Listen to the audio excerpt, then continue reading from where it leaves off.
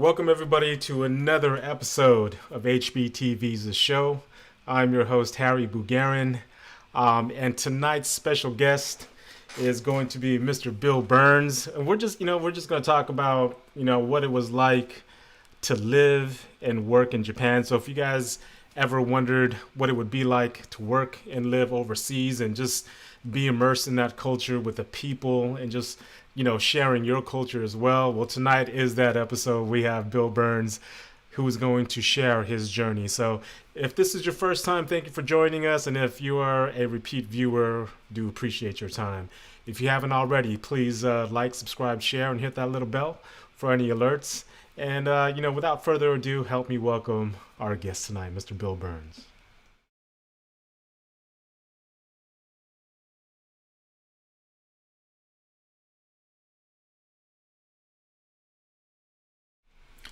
Bill, what's going on, man? Good Hey, evening. How are you? doing great. Thanks for having me. Or should I say konbanwan? Come How on. about that? How about that? Well, thank you so much, for joining me tonight.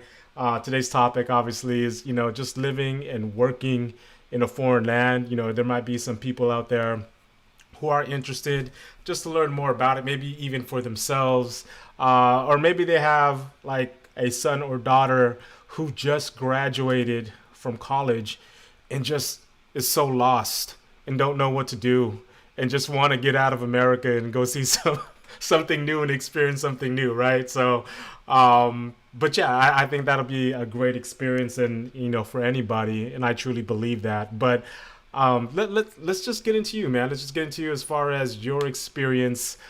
Take us back to the initial idea of you working and living out in a foreign country. But before that, do me a favor, just really quick, just give us a Yeah. short introduction of who Bill Burns is and tell us what you do, and then go ahead and go into that question about what got you started in Japan.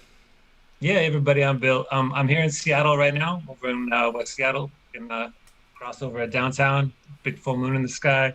I've been back in Seattle for about 2 years now. I'm back from Japan after doing my third stint, which was about 10 years. The last stint was that's the long one. But yeah, originally from the Seattle area. Grew up on an island just across the Puget Sound here. I moved down to LA in '94 for college and spent 6 years in LA. And then right after Y2K and the world didn't end, um, and if you remember that, when we didn't really know, it was like 50-50. And I had a job lined up just in case we survived. We did. And then the next week, I hopped in a plane and headed over to Japan for the first time. So, like, you were here in '94, like you said, Yeah. Y2K is happening, and I was the same way. I actually was in the Philippines during that whole Y2K thing before it happens. But um, like, why out of all the Yeah. countries that you can teach English or join the Peace Corps for, right? Because I mean, Yeah. there's Yeah. tons of countries out there. Why did you pick Japan? Was that something like when you were in college? Did you study Japanese language? Did you study the Mhm. East Asian history? Like, what got you into specifically Japan? Yeah, yeah, and that's the question. I got so much over there, so I've got it down. But it goes back all the way to the '90s, back in the Japanese bubble, and Japanese economy was really big, like late '80s and going over into the '90s, kind of like Chinese bubble is now. So I think you see a lot of people uh, studying Chinese or getting interested into that now. There's a lot more exposure to that. Back in early '90s, it was Japan was still hot. So in high school, we had a Japanese class.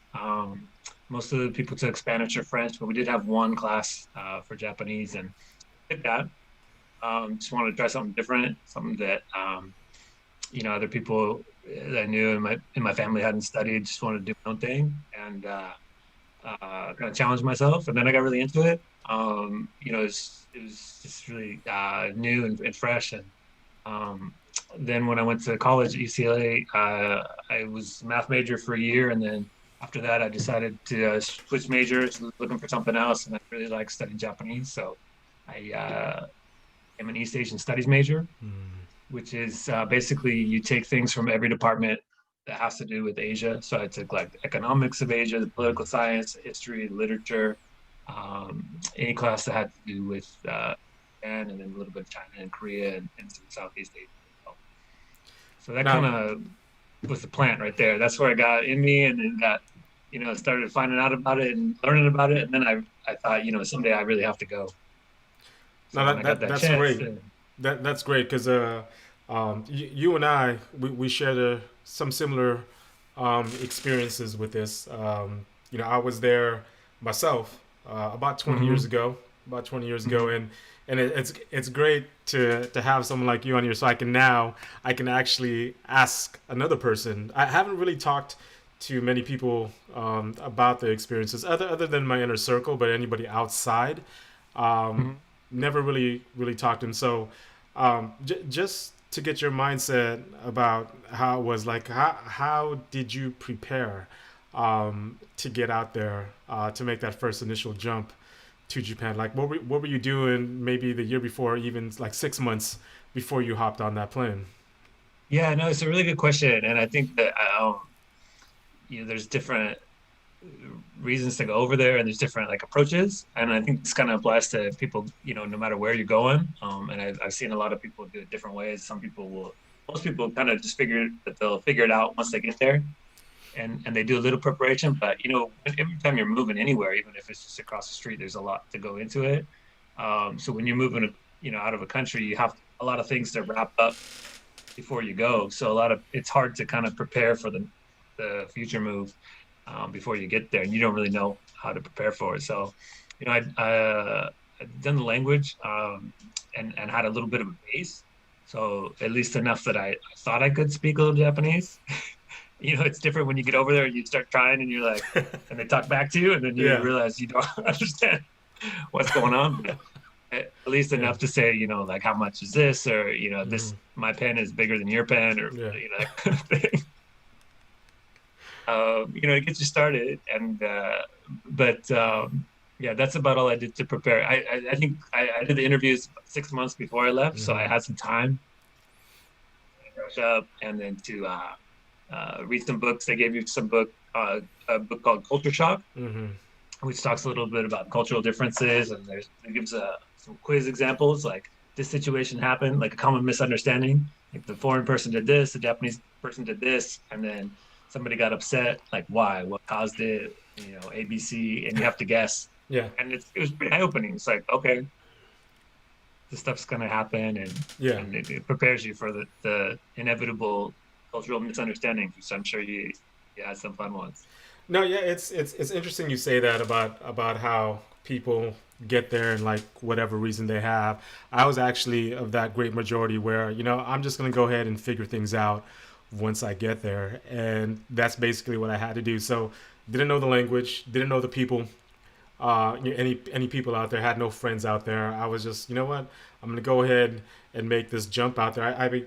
During college, met some people doing it. Knew a guy who went over there from UCLA. Actually, man, you guys probably know him. But he went out there, had a great time, and I was entering my last year of college myself. That was in 2000 when you were going over there. I started my transfer to a 4 year university pretty late. So when I graduated, I was 27. Getting there to Japan, I was 28. But even at that point, I was like, I was a Navy kid. I was used to traveling all the time. I was like, I want to get out of LA, want to get out of California, just see something new and Mm-hmm. experience something new. So told my mom, I was going to pack my bags for the year, plan to stay in Japan for a year, ended up staying, you know, three. You know what I mean? So you meet people like that. But so you're doing that. I didn't study the language before I went, and I know about the interview that you were talking about. I did interview with AEON, the company you went with, but I Yeah. eventually went with Nova. Uh-huh. You know, Nova no Sensei. That's what I was for a while. And shout out to Yeah. my cousin Casey Guion. She's the one that was telling me about AEON and Nova, which I think Nova went bankrupt. I don't think they're around anymore. But They came back. oh, did they come back? Came Mhm. back cool. So The thing is, I wanted to get in the JET program, and actually, I didn't make it that year, right? So I said, I'm still gonna go. I'm still gonna go try it. So tell us a little bit about you touching down in Narita, right? You Yeah, touching down in Narita. Um, yeah, what was it like as soon as you get down there? Because I'll tell you about what happened with me. But as soon as you get out of the airport, like what's going through your head? What you just finished like a 15-hour flight or so, yeah. nonstop, and you get to Narita, the airport there. So what's going through your mind? What's going in? What are you focusing on? You're in this new place. What's going on with you? No, I remember it like it was yesterday, even though it was 20 years ago. And it's first time by myself on an international flight. I got free alcohol. I think I had a glass of wine or something on the flight because it felt like I was in first class because they just, give it to you. So that was fun. I was just running on adrenaline. The the way the AEON does it, and Nova probably does something similar, but you do a 1 week training before you start teaching. So our training group all met up at the airport that day. So everybody was flying in from different places, but they asked us to all come in the afternoon within like a 4 hour window. We get to the airport, we just go to the waiting room in the airport, and we all just sit there until there's like 10 of us. And then somebody comes and gets us and takes us on the train and takes us to the training center. Just dropped us off at the training center. Like, okay, we'll pick you up. It was Saturday. Dropped us off Saturday night. Say, okay, we'll pick you up on Monday. There's a 7-Eleven down the street if you need anything. So we were just there. But I remember getting in the airport so I was waiting in the waiting room and my throat was a little dry. So I was like, okay, I'll go to the vending machine, try to figure this out. And so I looking around and I studied up or I brushed up on my katakana so I could read some of the words. And I sound this thing out and it says lemon tea. I'm like, okay, cool. I want some tea. That sounds good. So I hit the button. Tea comes down. I grab a can and it's hot, like a hot can of tea, Mm-hmm. which I'd never seen before because we don't have Sure. those here. So I couldn't even hold it. I was like wanted to Yeah. drink tea, but I had to wait for it to cool down. So I sat there for like 5 minutes and then I had to figure out how to drink my tea. And I think that was like a good symbolic thing for like, okay, things are a little bit different here. Like even if I could take my time and figure it out, like it's not gonna be what I expected. And then the next day I wanted some tea and I go to the vending machine and like I remember there was a yellow can and it was hot. It had the hot tea. So I'm like, okay, cool. So I see this yellow can and I think somebody told me like, okay, the red lines in the vending machine mean it's hot, and the blue lines mean it's cold. Okay, cool. I got this. I got Japan down now. I hit the button for the hot yellow can, open it up, take a big swig, and it's corn soup. Which is another thing I've Yeah. never seen in a can before. Yeah. So, it's just kind of, you never know what you're going to get there. Like, even when you think you got to figure it out, like, it just pops up and surprises you. I think that was a constant theme. So from the airport, they took you straight to the training center. Yeah, they put us all on the bus. Like, they just had to have somebody to come kind of babysit and get us all trained because nobody knew how to do that. Yeah. Take us out to the training center. I think we took a bus, like a couple hours. And we were there. So I had a roommate and there was like 10 other people. It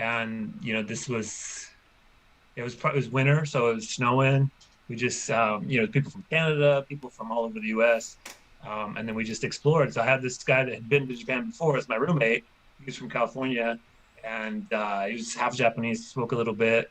And he's like, hey, it's Sunday. We woke up, we walked around town, and we were done because we were all jet lagged. So we were up at first thing in the morning. So like by 10, we were done exploring town. He's like, hey, let's take the train into Tokyo. I'm like, whoa, the big city. I don't know where to go. He's like, okay, it's cool. I got you. So he took me to a couple places that he knew. And that was kind of my first experience in the city. Yeah, it's interesting because when I got there, I think it was like evening, and I was the only one. I didn't have a group of people, so I was the only one straight from Kansai Airport. We load Okay. up, we go on to the train, and it was crazy because I think I had a huge roll on, had my guitar, had my huge backpack, and I probably had another rucksack, like a military type of rucksack to pack all my stuff in. So we get in, and for some reason, the person that was hosting me to get to my mansion, as they call it, right? Mm-hmm. Um, we ended up walking from Shinosaka train station, right, from the Shinkansen station, Uh-huh. And man, it must have been a mile, man. I was carrying my stuff. I was like, why don't we just take a taxi to Right. the thing? But we didn't. So we got to the mansion, to the apartment, and I met a couple of my roommates who happened to be just leaving in the next couple of days, both of them. So they were transitioning and other people coming in. So that was interesting. And like you said, when your guy took you on the train and go to Tokyo, Yeah. um, how did you feel at that point? Was it a little bit overwhelming? Just to try to get the system down as far as the subway. You're in this Yeah. foreign land. Thank God there's English, Romaji like signs and stuff like that, like English signs. Yeah. But like, well, yeah, he's giving you the tour. But like, how are you feeling at that point? Are you still on that high adrenaline, or like, are things like settling in? For sure. I mean, I think when you go to Narita too, it's ways out from the city, so you have to take a bus in, or a train, and usually take the bus, and you just go through a lot of farmland, and it's nighttime usually, or get dark, and it's just kind of blurry, and you start to fade out.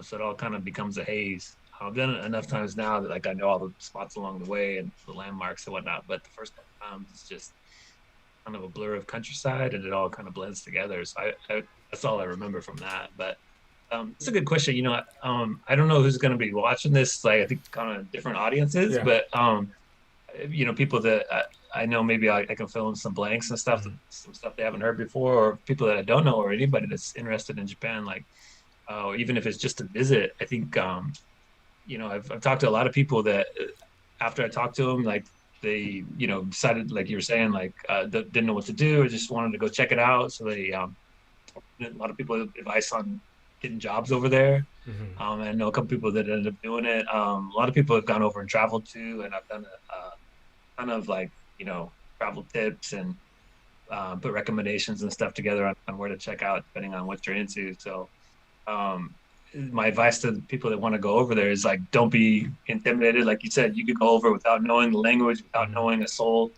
and make a network, and like have a great time, and like have an amazing experience, and end up staying. Like you said, like went for a year, and how many people do we know that like were like, okay, I'm gonna stay there a year, and end up staying longer. Yeah. Like, I did it, and then I came back again, and ended up staying a long time. But I remember my first group, like there were seven of us teaching at the same school. It was a big school, and you know, the one person that we thought, like, if we had to guess who would stay the longest, um, the last person we chose, he ended up staying for years and buying a house there, and Wow.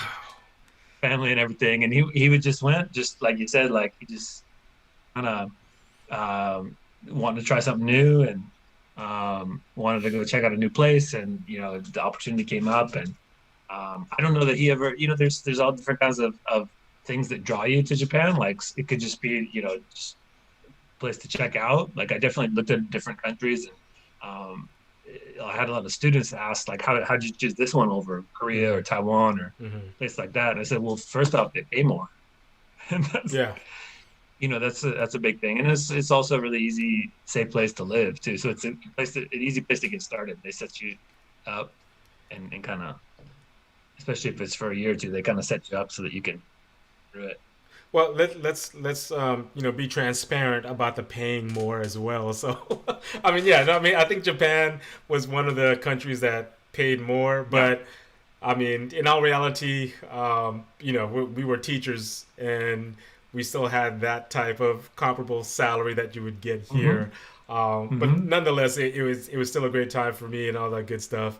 I loved it. So again, you guys are watching HBTV, the show with your host Harry Bugarin. My special guest tonight is Bill Burns, and we're just talking about living and working in Japan and just walking down his experiences, and we're both sharing our experiences as well.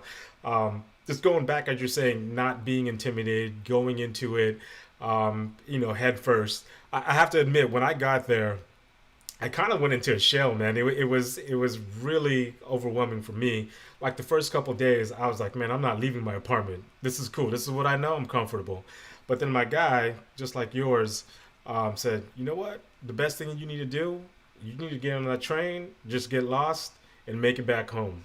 I said, for Yep. real? I said, yep. So we went from Shinosaka, just headed down a couple miles down the bridge, down to Shinsaibashi. I don't know if you've been to I Osaka do. much. So you know Yes. where the Yes. Glico Man is, right? So, we went there, ate some ramen, saw the Glico Man, without the lights, went to book off, and he said, all right, Harry, have a good time. Maybe I'll see you at home. So basically, he just ditched me there, right? So Oh, before I could even say anything, he walked away. So I was like, screw it. I was in book off, had the internet cafes and all that good stuff. And I was like, what, let me get acclimated here, see what's going on. I stayed there probably until 8 or 9 and decided, I'm going to get back on this train. Made it back home. But that was probably the best thing that could have ever had happened to me with, my roommate for the next 2 days because he was leaving. He was like, man, just go ahead and get lost. And I ended up going further out and getting on that train.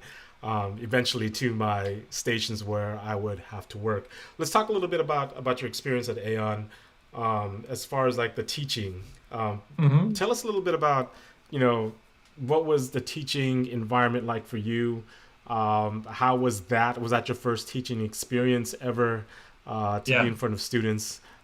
Just go through, your daily routine with it as well. It was, yeah. That's a starter gig. They don't require any teaching experience for anybody looking to get over there. You need a college degree, a 4-year degree, and you got to pass the interviews and all that. But they'll give you the teaching experience once you get there because they're kind of a cookie cutter school where they have the lesson plans and everything down, and they'll just give you the materials and show you how to do it. And so you kind of figure out how to on the fly once you're there. So yeah, that was my first experience, but I always had an interest in it and wanted to do it. And so yeah, I was really keen to give it a go. Um, and then I really loved it once I started, and then I just, felt really like a good fit. I was lucky that I was in a big school. There was a nice already set up of like social network and, teachers that had been there for 6 months or a year and already knew, at that time, people that had been there 3 months longer were like your senpai, and just because they knew everything, Yeah, they could order at restaurants and they yeah. could like, find you the right train and all that. So I just kind of followed their lead and then just started exploring, like you're saying, and figuring it all out. But as far as the teaching, I think I was in a kind of a unique town. It was like 3 small villages that the government bought and turned into a science town to house all like the country's researchers. So they had all these research facilities there. So I had a steady flow of students that were researchers that were coming in. So people working for NASA, which is the Japanese NASA. Like I had this lady that were making experiments for the space shuttle, seeing how things would grow in space, and all these kind of scientists and really cerebral people. So it was a bit of a challenge because they had some really like they saw English as more of like a school subject and like a puzzle, and we try to figure it out that way, and less of a communication tool. I think the next place I went was more closer to central Tokyo, and it was people that were like students or just uh, wanted to study English for their job, for their hobby, but sought more of a communication tool and wanted to be able to like talk to people and go on trips and use it and have conversations and whatnot. So it was really different kind of different student bases I had in my first 2 places. So that was um, interesting, and it set me up well for later on to be able to handle, I think, a lot of different scenarios. So after your Aeon experience, right? Yeah.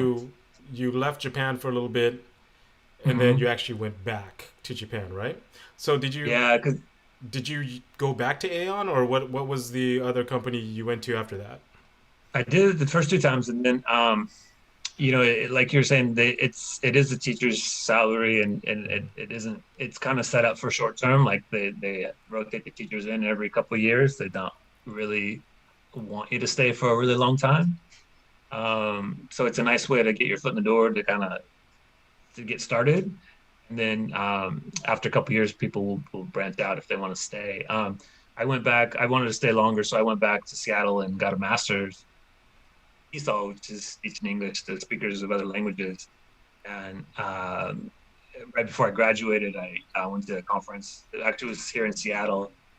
Just happened to be, they do it all around the country, a different place every year, but it happened to be in Seattle. So I went out and gave a presentation on what I was studying and did some interviews and got this job working for the steel company in Japan. They had English trainers that they would use at the steel company. So I went and worked in a small town, a couple hours outside Tokyo, and was inside the steelworks every day. And engineers would come during their breaks for a couple hours, in their uniforms, their boots, and their safety goggles and stuff. And we'd give them business training. So that was a different thing. It was more of a English for a specific purpose. So we'd teach them how to basically do their jobs in English, whether it was give a factory tour or a presentation at a conference, because there were some engineers and researchers or that kind of thing. So again, everybody, you guys are watching Hbtv, the show with your host Harry Bugarin and my special guest tonight, Mr. Bill Burns. We're just talking all things Japan, everything Japan from what he experienced, and we're both sharing a bit of the same stuff. So really quick, we have a couple people in our chat. We have Sheila Alcantara, as you well know. She says, welcome, Billy, and Agnes Gabillion. She says, hey, Billy, great seeing you. And also, during our segment where we were talking, Sheila was talking about Billy helped my friend from Oahu to teach English in Japan. So, yeah, it's great. I've been able to tell people about Japan as well and talk to them and try to encourage them to go experience that too. So as far as the experiences with the AEON Corp and this new steel company, what type of differences can you say, or even similarities with the type of education or instruction you were giving those type of students, from the engineers to the other students that you had at AEON? Yeah, it was so different. I tried using the same kind of methods and it just didn't work. I had to totally adjust and learn a whole new system. And luckily, the company was started in Osaka, Steelworks there, actually in Wakayama in Osaka. That's where they're headquartered in the 80s. And so the people that had set up the company and been working there and that I worked with had been there for like 20 years or 30 years. They've been in Japan forever and knew the system and had written books and training manuals and everything for years and years. So they were great. So I just kind of followed their lead and then started doing my own thing. And they do a good job of kind of figuring out what you're good at and what you bring to the table, and then letting you add to all the materials and things you need. Because it's teaching engineers and people, like I was saying, that have to use it on their job. So they weren't really as focused on, grammar and that kind of stuff, but just like, how do I explain about this, or how do I describe this process, that kind of thing. Right. So teaching at the steel company, you needed to have your master's. Did you need to have like the TOEFL certificate or anything else? I did to get the full-time position. That was the requirements the company set. We had some teachers that didn't. They mostly worked part-time, but would still get a lot of classes, especially when we were busy. And people that had worked for a couple years, mostly like at Nova or AEON or that kind of thing. Oh, that's great, man. That's great. So tell me a little bit about as you're teaching and living out there. Let's talk a little bit about culture and the culture shock.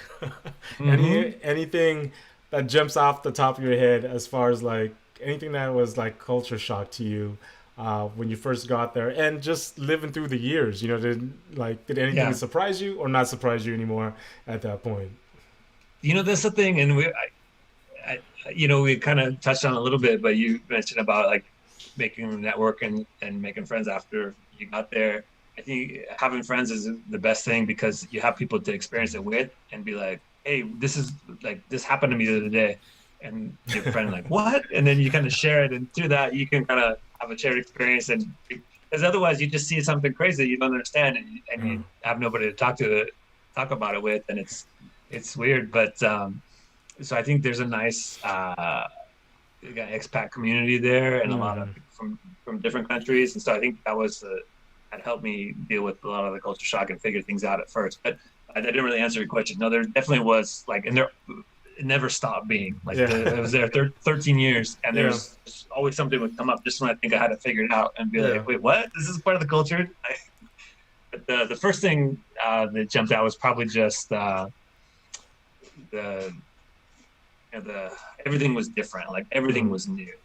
So just figuring out how to do small things like, get food for breakfast and lunch, and figure out what to eat, how to go to a grocery store, how to find stuff, how to order at a restaurant, how to just get on the train, that kind of thing. Little stuff you just have to figure out. And I would say to people going there, like even if you're just going to travel, like you figure it out, and once you know it, like it's all new and foreign at first, and then once you do it a couple times, you're a pro. I couldn't even figure out how to operate the the little range that you have in your apartment. Like I don't know, it was like an oven toaster or whatever. I didn't know. And then number two, Yeah, I mean, after you get used to it, that washing machine, man. I didn't know yeah, how to use their washing machine. I was just like pushing buttons, throwing that soap in, and like shutting yeah. it down. So Definitely trial and error. You figure out on the fly. Like there's a lot of that. Like you can't be scared to like not know what's going on. You have to know that you're not gonna know, yeah, and to just figure it out. And people will help you. You can. I'm sure you brought it into your students. Like, hey, or nowadays I think people just take pictures on their phone and like, hey, this is what my washing machine looks like. What button do I press? Okay, press the pink one.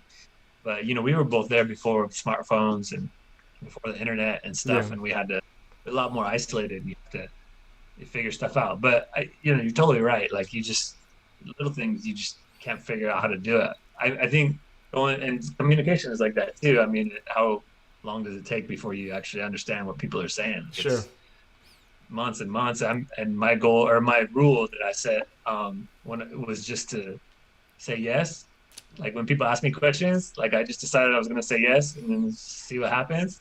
So like you go to the convenience store and they ask you something and then you say yes, and then they turn around and heat it up in the microwave for you. Or, they give you some Yeah. chopsticks or they give you two or whatever. But, I just like, I figured they weren't going to do anything bad. So just say yes and see what happens. That was kind of Tell me how you feel about Japan being the most convenient country in the world. yeah. Yeah. I mean, people wouldn't get it unless they've been there. And Hmm. people from there, when they come here, I think they're really shocked. Like the convenience stores here aren't very convenient. Sure. There, like you really can get everything, like meals and ingredients for meals and garbage bags and lotto tickets and like anything that you need really to get by. And there's one within walking distance if whether you're in the middle of the city or way out in the middle of nowhere. Yeah, it's wild. Those convenience stores were my best friends. Late at night, Yeah. coming in from the city. Like you said, I mean, they had the musubis. You know what I mean? Hmm. Onigiri. Those little rice balls and kind of like the spam musubis here, but obviously from Japan and like they heat everything up for you. I mean, there was outside my apartment, I wasn't a heavy drinker, but when I needed it, there was a vending machine. There was an Asahi vending machine where you can just get the beer, all sizes, 6 packs, and then a little party keg as well. And it's just amazing to me that there's no open container law there, um, but there wasn't a lot of ruckus, a lot of chaos with drunk, civilians out there. Drunk. I think the foreigners were the more drunk, drunk people out there abusing that than anything. But I mean, yeah, I mean, you got your salarymen coming out of work late at night from their Enkai or whatever. Um, but I thought it was interesting that for a place like that, I didn't see a lot of teenagers on the street drinking it too much. Maybe I wasn't in that area, but wasn't a lot of people out there being drunk out in the streets or in the subways or buses. I don't know if you saw it different. What do you think? Well, it's a really different culture as far as how they think about it and how they go about it. Just, Hmm. I think, starting with like what children see. So, when you go to a restaurant there, like izakaya, which is kind of a restaurant, a lot of small dishes, you share the food and everybody's drinking together. You have kids there, and then you have like grandparents there. Like you got all different generations at the same restaurant eating and drinking together, which you don't see as much here. Like it's pretty segregators, like as far as age wise, and then you don't have a lot of drinking in front of the kids, but it's just kind of natural. So they see it, the adults are drinking, but then they also see like how to drink responsibly. You drinking too much, you're not getting crazy for the most part. But yeah, there's definitely drunk people. I mean, like you said, this in the last train at night, and it's full of people that have been out social, doing the no communication. Have you heard that? Yeah. Which is the no mixing up no moves or drink and communication, which means when you go out after work with your coworkers, that's the only time you can really tell your boss what's up. Yeah. So after drinking together and going to karaoke or something. So yeah, you will see some red-faced people on the train and stumbling around. Yeah, but it's not like out of hand. No one's like disruptive. No one's disrespectful.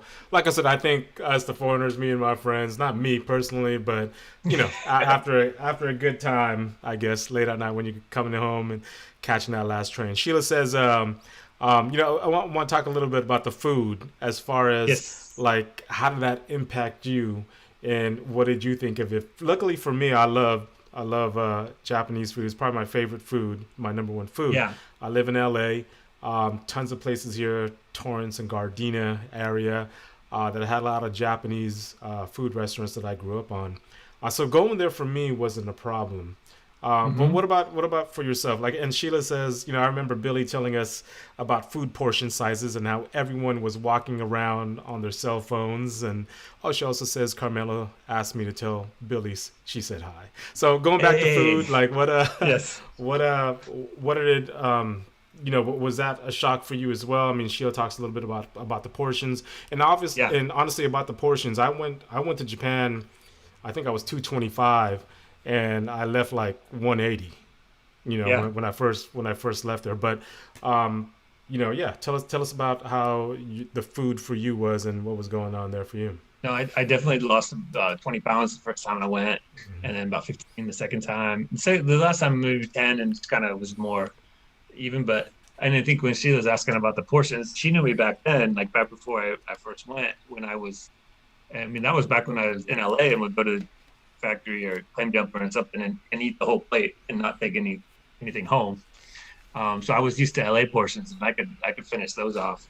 And I just had, metabolism of a young man that was active and, just like that. So when I went to Japan, and I think I told you there was kind of a network there, and one of the teachers, she was training for a marathon, so she said, hey, you want to run with me? I was like, okay, it's something to do. So after work we'd go run like 3-4 nights a week, and that plus not driving, just always walking or taking a bike to work, plus being on your feet while you're teaching, the pounds just flew off. So I was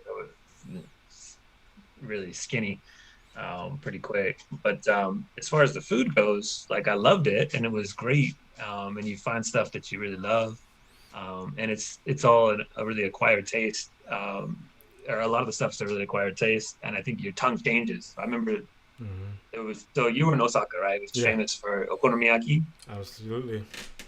So that first day I told you I was with my roommate, we were just walking around and there was like a festival in our town. And the town we were in the training center had, so we were walking through and I'm like, oh, what's this stuff? And he's like, oh, this is okonomiyaki. You got to try it. It's like, I'm like, what is it? He's like, I don't know. It's like a pancake thing, but it's not sweet. It's got like fishy stuff in it. And I'm like, okay, whatever, I'll try it. So I tried it and it wasn't bad. It was just like, my mouth had no idea what to do with it. It was like all these new tastes and flavors. It's like, I don't know. And then so I didn't think that I liked it, or I thought it was just okay. And then I remember trying it again 3 months later after I'd been eating Japanese food every day. And it was like the most amazing thing I ever had. Yeah. Because your palate changes and you get accustomed to all that. So I would say for people that are interested in Japanese food, like the more you try, the more you're gonna like it. And if you're really interested, there's a great book called Beyond Sushi that I recommend to anybody that's into Japanese food. It's about a Michelin chef that has a Japanese chef that he's friends with, and he's talking about how French cuisine is the best in the world or whatever. And they start arguing. He's like, you don't know about Japanese food. You need to go there. So he goes there, and for like months, I maybe like 6 months or a year, and goes to all these restaurants and interviews all these top chefs and stuff. And um, he brings his family and he writes about the whole experience. It's really, really worth the read if you're into food. Yeah, I like I said, I love Japanese food. One of my favorite. And when I was over there, I remember the first time going to Kyoto Mm-hmm. and just being in that area and all the food joints there and the people I was with, like, hey, let's I think it's called kaiten sushi, right? Uh-huh. The Beer conveyor belt. belt one. So that's the first time I Yeah. ever seen it. So they're like, hey, there's a you know 100 yen spot here, or we can go to the more expensive. I was like, nah, man, let's go to the 100 yen, basically a dollar sushi, right? Whatever. Yeah. Um, even that sushi to me tasted way better than what we had back home. And man, I Yeah. was I was doing 15, 20 plates every time I visited one of those. But no, it was cool. I love the food, okonomiyaki, like you said. I wish I took more time to learn how to actually cook it the way they do back there. But I guess it's never too late. I mean, Google now and different recipes out there you could find. But again, yeah, food portions definitely. I think it's a little bit healthier than what we can find here as Yeah. far as the food, Yeah. and there is a lot of variety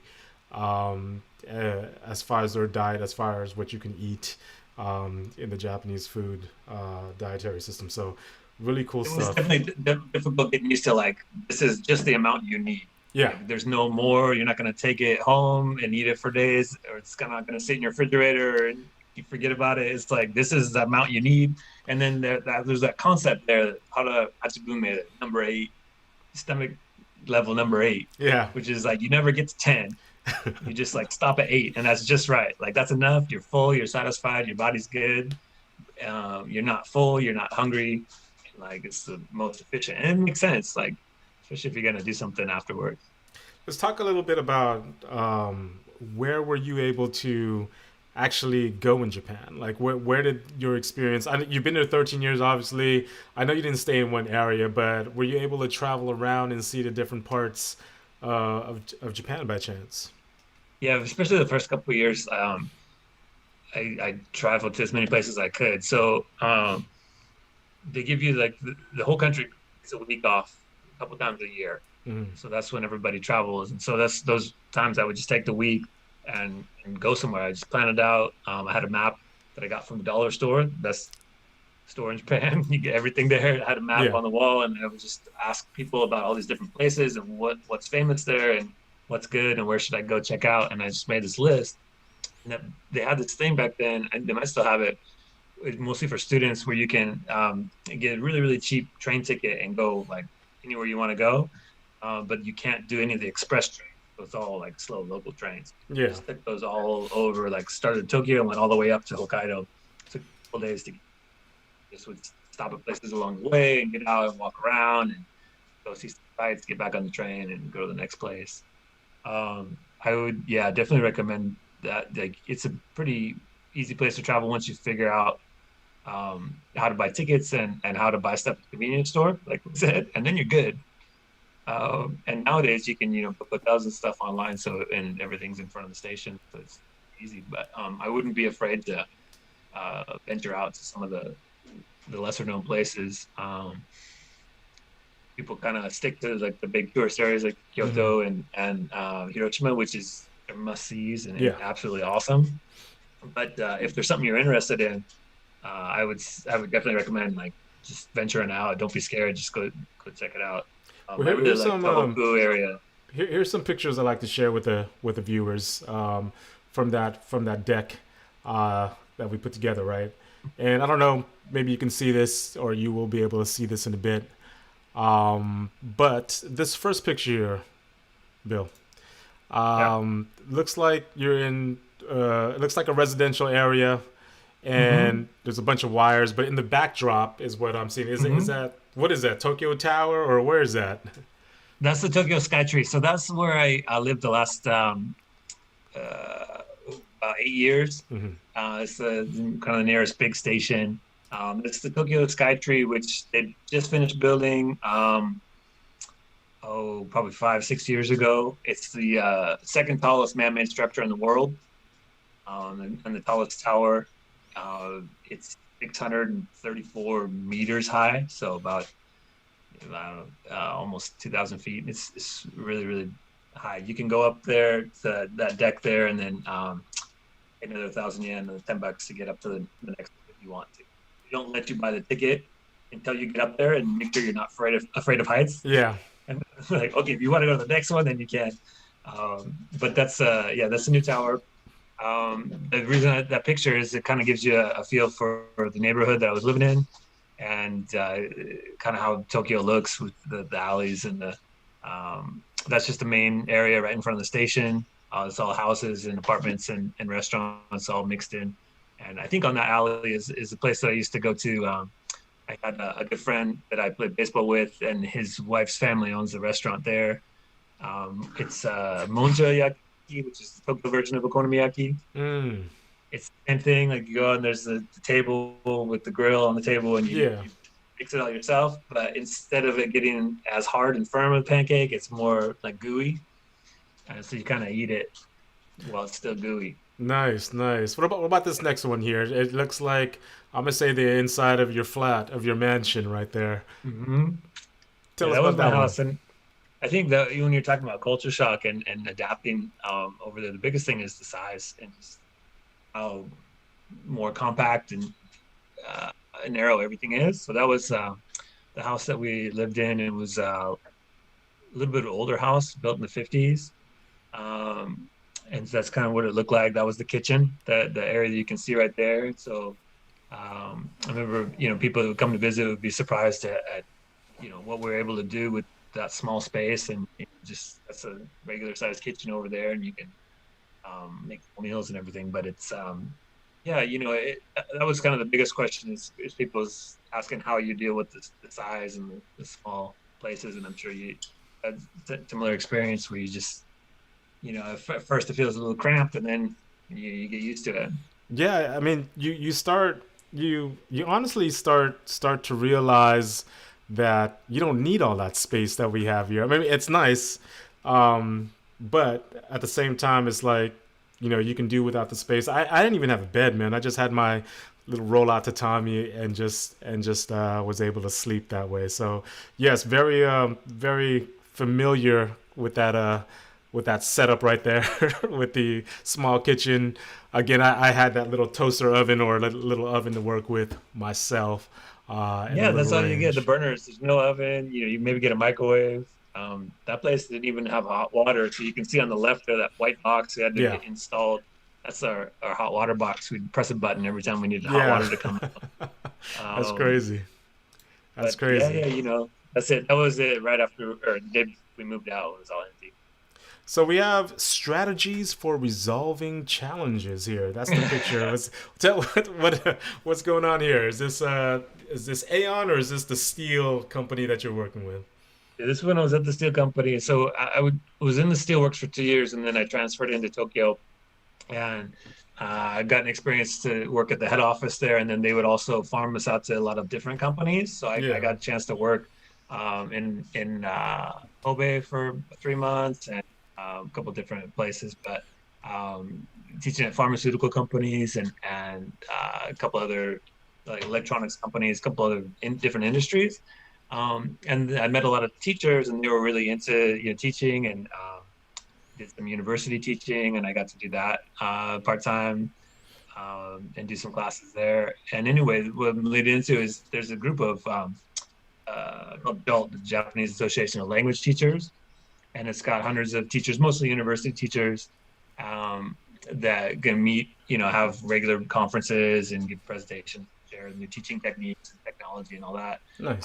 So I'd go to those because, when we started a group for business English teachers, because they didn't really have that group yet, but there was a lot of people that were having to teach business, and a lot of universities that were saying, hey, we need to prepare our students for jobs, to help them get into good companies. They need to have like business English or business English skills. So they'd ask us how to do it, and we give them presentations on, what kind of things we train them on, what kind of things they need, what kind of gaps they have. they use a test there called the TOEIC to test their English skills. So there's a lot of people that would do really well on the test, so they get these jobs, needed English, but then they had never spoken it or never really had any practical training, so they didn't know how to use it. So that's kind of where we came in. But this is just at a conference, giving a presentation. It's also an example of what a Japanese classroom looks like, because a lot of people ask me, and that's a big difference. You know, there's the dress code, wearing shirt and tie usually every day. Yeah. I had no tie on there, so it was probably the summer. I think this was down in Kobe. Oh, nice. But yeah, they have blackboards or whiteboards, and you do a lot of PowerPoints, and that's pretty much what it looks like. Well, tell us about this next picture here. What's going on here? Is this the ceremony, the wedding ceremony here? Oh, that's my wedding, right? Yeah. Am I wearing kimono? Yeah. Yeah. Yeah. So that's another thing that kind of happens to you if you stay there long enough. You meet somebody. You know, it's and we didn't really talk about this, but you said when you first got there, you know, you were kind of in a shell. I think that's kind of the first stage, and then you kind of branch out and you just keep going bigger and finding new neighborhoods and stuff, and then you start exploring, and then that opens it up to, you know, the first 3 months is that fun honeymoon phase where everything's exciting and you're exploring, and then you kind of, after 3 months, you kind of start to get homesick, just craving everything that you missed.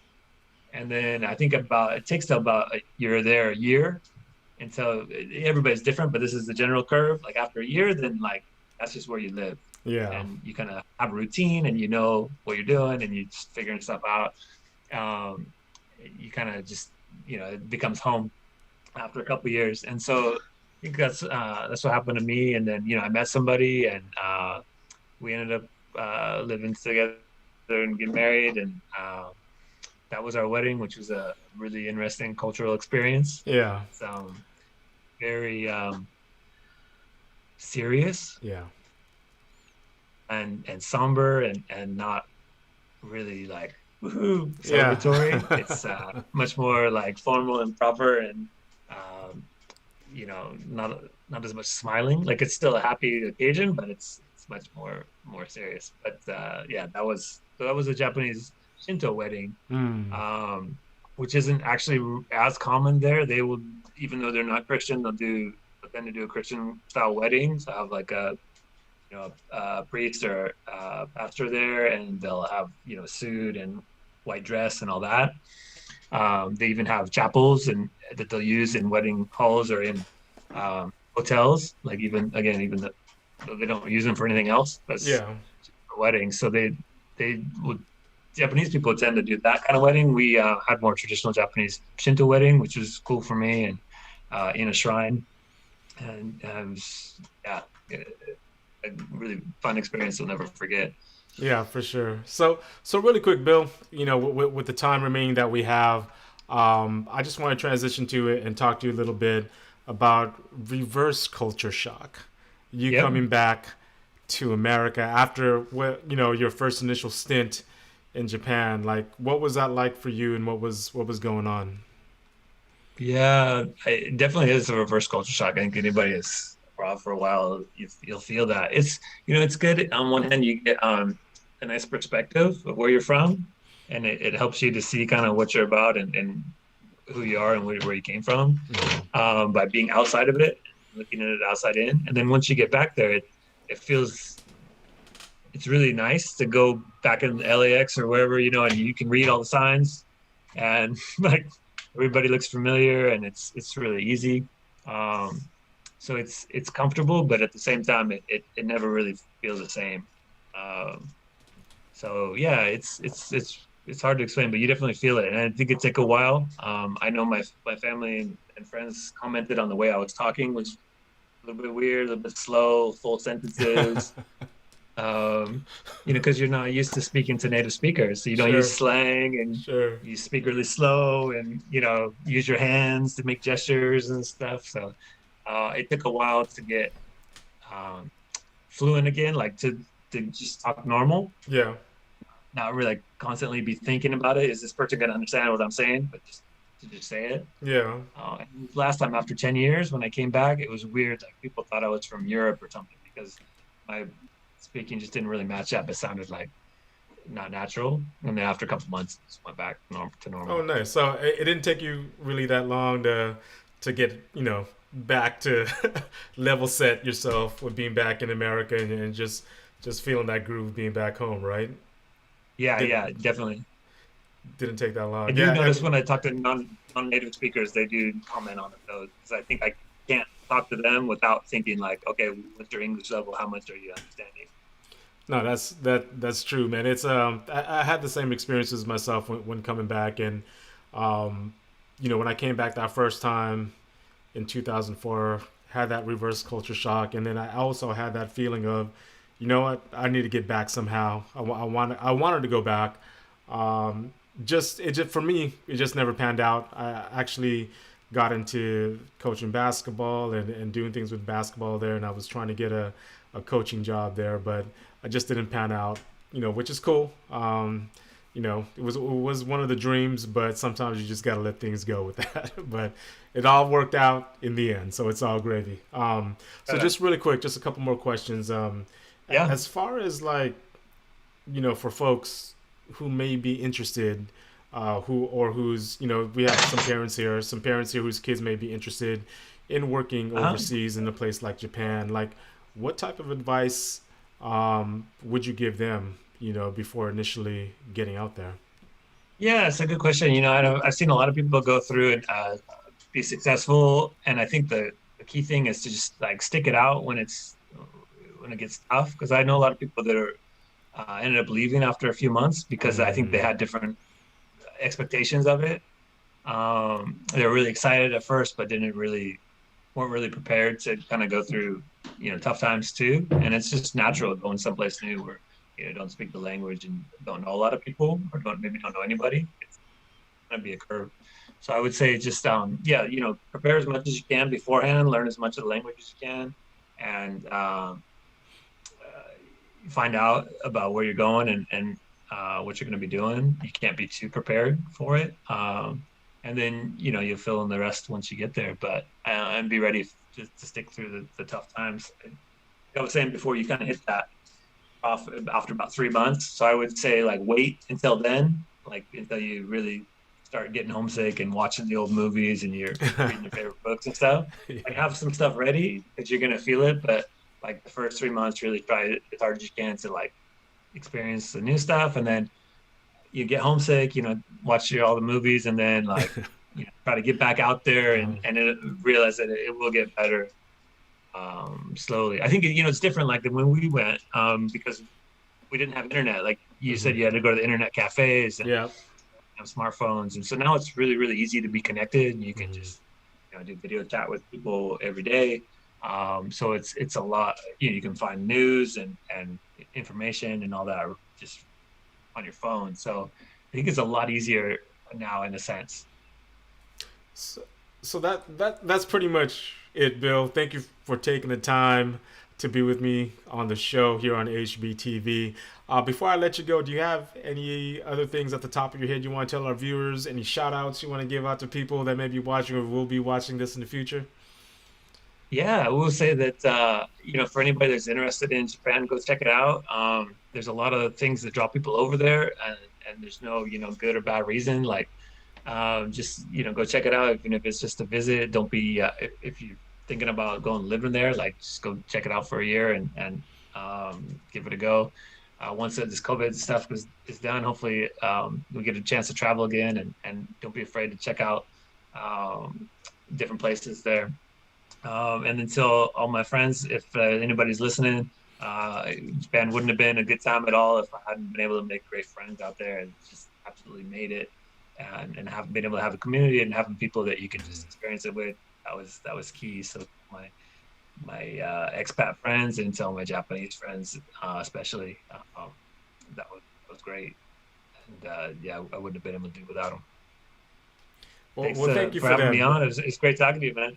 No, it was great, and I want to say this last bit here from Sheila. She says, Bubba asks, you know, was it what's it like living in Japan and then coming back to the U.S.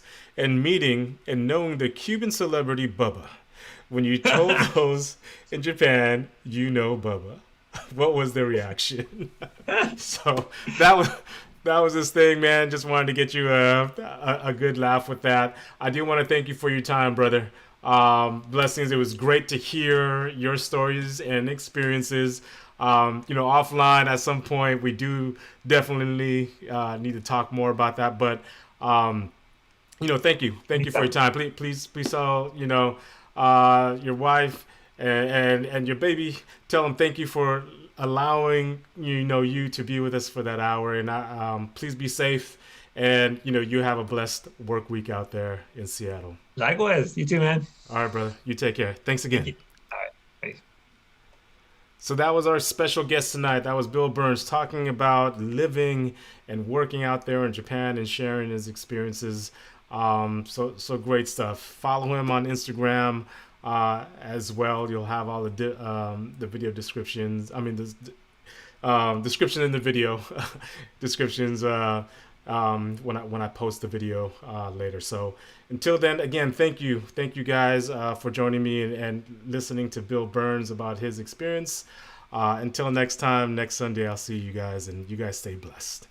Have a great work week.